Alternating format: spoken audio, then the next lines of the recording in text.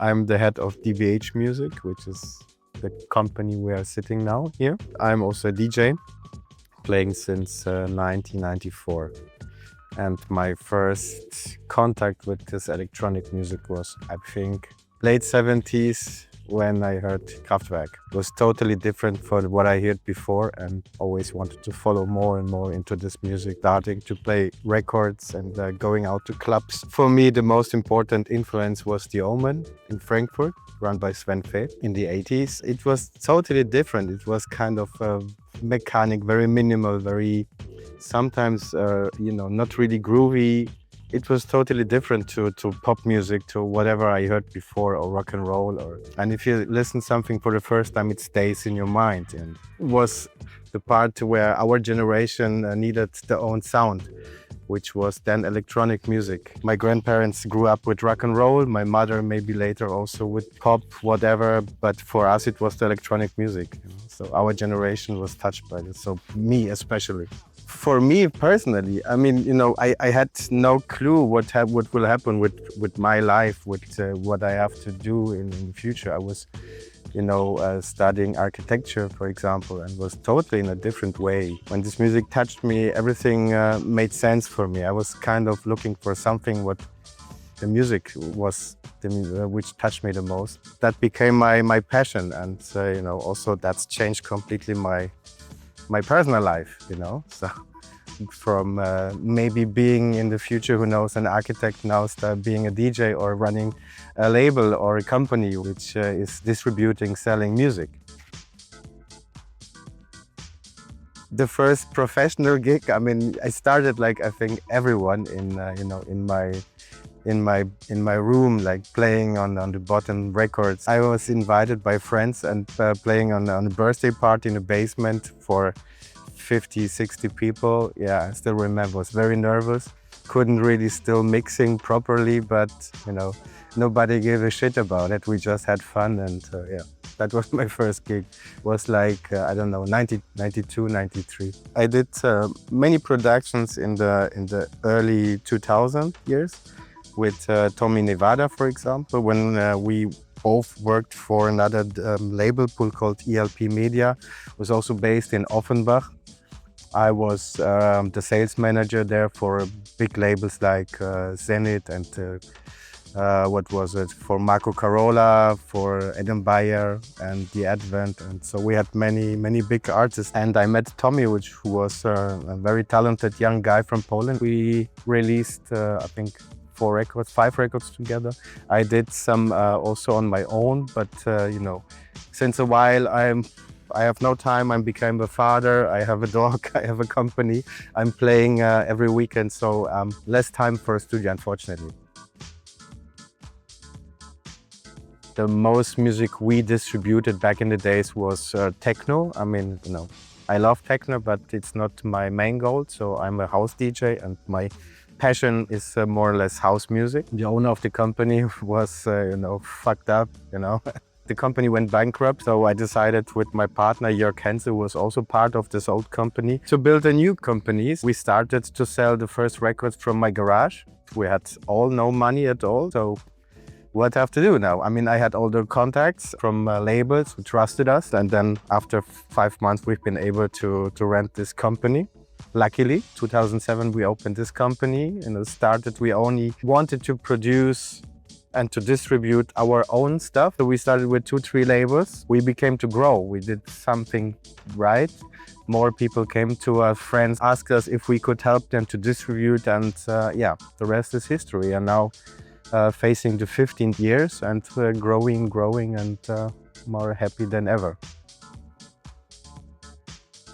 There is so much potential, and our goal was always to support also the young unknown people. With our power, with our knowledge, with our connections, could help the young people especially to grow up, to get their records also in the very small, tiny record shops worldwide. It's easy to sell them to 3 online stores, but the main goal, the work is just, also to catch the small shops, which are only physical vinyl stores. And that also helped the artists, like the traffic guys. We had the guys from Hardwork Soft Drink, So many, even so many good young talented guys from this area we always work with and still work. Well, the golden times are gone. We need to be honest. The golden times were 70s, 80s, 90s. Good clubs closed. Many good people left the city. There is not much space for undergrounds. A lot of people left to Berlin back in the days, especially when the wall fell down. Then we had a gap of good clubs, good promoters with ideas. Still have some good clubs in Offenbach. Robert Johnson, for example. For the techno guys, there is still Dora, which is still existing. Tanzhaus West. You know, in Darmstadt there is a good club called Galerie Kurzweil, which is all a bit far away from Frankfurt. So I hope for the young generation maybe something will happen. But I'm happy I had those good times. From the past, all I know, it was not a really outspoken competition, but what I felt, a lot of people helped each other, worked more together for on many projects. Sometimes now I feel there is more competition. There is like kind of every group for each other, and music was always connecting people. Sometimes I feel the opposite these days. Where do you come from? We started with Rawax out of the blue. I had this young artist from Russia, Unbroken Dub, and he was from Siberia, and he sent me some tracks, and I was like really freaked out. I couldn't believe such a good quality was made just on a computer. So I called him, and he was the young guy I never expected. I took all the tracks. For this music we need something new. Yeah, we came to the idea to call it Rawax. It was kind of beautiful Detroit raw music, more for techno. I mean, not hard techno, but still not house. Then I became, of course, more demos like houseier tracks. So how should we call them? House wax, makes sense. Chai wax is more oriented on Chicago music, like also, I mean, even also house, but it's chai wax. And electro wax, the last baby, is electro music. We have micro wax, which is a 7-inch project, just really on a tiny. What do we have else? I have to check the cover. I don't remember. We have a new one where all the labels are on it. Let me see if I find one. Dub wax. Oh yeah, here it is. So we have Rawax, chai wax, house wax, dub wax. Forget dub wax. Dub wax is for dubby music, for dub techno. Electro wax, micro wax, yeah. All in one cover. So very remarkable. So people know what to get if they see this cover. After we did the first 2-3 releases, we became a very big focus. Also, magazines asked us about this music because, we started where music was a lot of house music, a lot of bongo house. It was like an overkill of cheesy house music, let's say. So we released those tracks maybe in the right time, and it was kind of a fresh start, very Detroity techno and something new from Europe. We became automatic, more and more demos from people. These times I'm getting like daily 40 demos on Instagram, on Facebook. So all in all, it's around 60 emails daily with new music. And I try to fight and to listen all of them because, most of the good music we released was really by people sending us demos. Of course, we are working with very famous artists as well. Ricardo Villalobos, Ron Trent, don't want to name them all.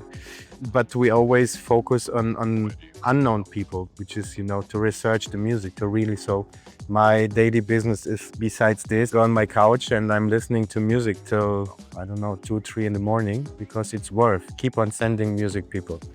It's always easier to get music from friends. I work with many artists since many years, so it's not like there is just a one-off business. It's also important to have those new people because they get sometimes a new view of music, a new touch, so it still stays kind of fresh. Ricardo is releasing right now most of his greatest, outstanding past productions on his own series. We started with the 808 Bass Queen. Now we are already working on the third one. But Ricardo first started with new records on Rawax. I'm very happy to have him on board because, he's a long-time partner for us. especially after COVID, the young generation, like let's say in the age of 16 till 18, I mean, they were blocked for 2 years, you know, so no club was open, not properly, so they couldn't, they consumed everything a bit faster in my opinion. But also this go hand in hand with this Instagram, whatever, TikTok. You just concentrate on 30 seconds and you know, everything after 2 minutes is too long. And I think there was kind of a need for them, a desire of, you know, to freak out.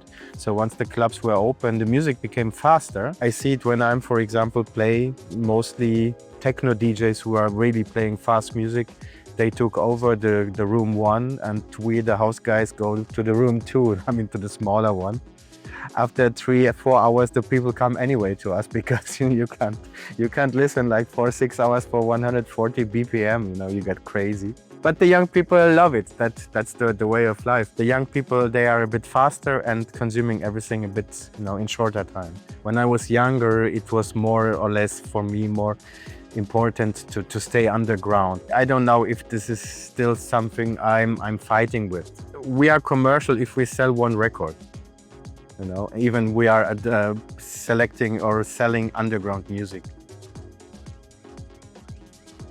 I don't need to give them tips because they understood so well what it's all about. They discover old music, reinterpreting in their own, you know, sound. So right now I'm happy, more happy than ever, because I'm getting so much music, like I said before, so much fresh stuff from very young people. So I think they don't need advice. Just stay true to yourself. Just make what you want to, what you feel. Have fun and don't think about fame, whatever. Just do music, and the rest will follow. The scene is changing right now, a lot. Many artists. I don't know if I can call them artists. You know. I wouldn't go that far, fake DJs or DJs, whatever, but maybe what's more now these days important is just the show, not really the music, which is in my opinion not right. Somebody wants to see them, you know, making bullshit in front of a DJ post, not even having a headphone, whatever. If that's the case, okay, this is not my word. But people understand, and it goes back to small clubs. It became a niche again, which is good for me. I love to play in personal, like very intimate clubs, like for 100 to 300 people. So we have our space, you know. Everyone who wants to freak out is going to these big festivals and paying nonsense money for nonsense unprofessional, you know, artists, which are, you know, doing nothing. You know, for me, DJing is still kind of, you know, work. I go to my records like 1 day before the party. I select records every day. I take at least 2-3 hours thinking about the club, thinking about the crowd, what could work, what not. So there is more than just having a preset and, you know, pre-recorded music and just go and whatever happens, it happens. No, but this is my different way of seeing that. The good days will come again. I mean, we have an overkill on nonsense, just really nonsense, you know. People without anything. Why do I have to wear a mask? Why do I have to be something, you know? Just let the music talk for yourself, not how you look like. You know? That's my opinion. Too old for this shit, you know, so my time is precious, you know. That quality is not really counting anymore. In the bigger scene, in this overground, let's say. If it's necessary, you know, to pay on Ibiza, I don't know, 150 bucks for a ticket just to enter the club, and then getting drinks for 20 euros for a beer or whatever. I don't know if that makes you happy at the end, you know. Last time when I played in South America, something's starting. There is, you know, new clubs are opening, new record shops, like the scene is kind of, you know, growing. But also in Europe, I mean, you go in the former Eastern Bloc countries. Gentrification is the main problem here in Frankfurt, in Offenbach, but mostly in Berlin. These days, Watergate is closing, Renate is closing next year. I was playing constantly since 10 years, my Rawax night there, also at Watergate. A lot of people went 2-3 years before to Portugal. Gentrification will catch everyone. When there is a demand and people see, oh, there is a lot of people coming, we raise up the price. And this is, now even faster growing than in Berlin. Berlin was a happy city for 30 years. Now the paradise is lost. For me, I hope I stay healthy. This is the most important. My family, my friends. I hope I can still share my hobby, which is the music, with other people. I still hope I will get invited to a lot of beautiful countries and clubs to meet beautiful people. For the company, I hope that we still gonna have the taste of music, which is touching other people, which is important, because if nobody likes the records, we are not selling them. So to enjoy life and good music.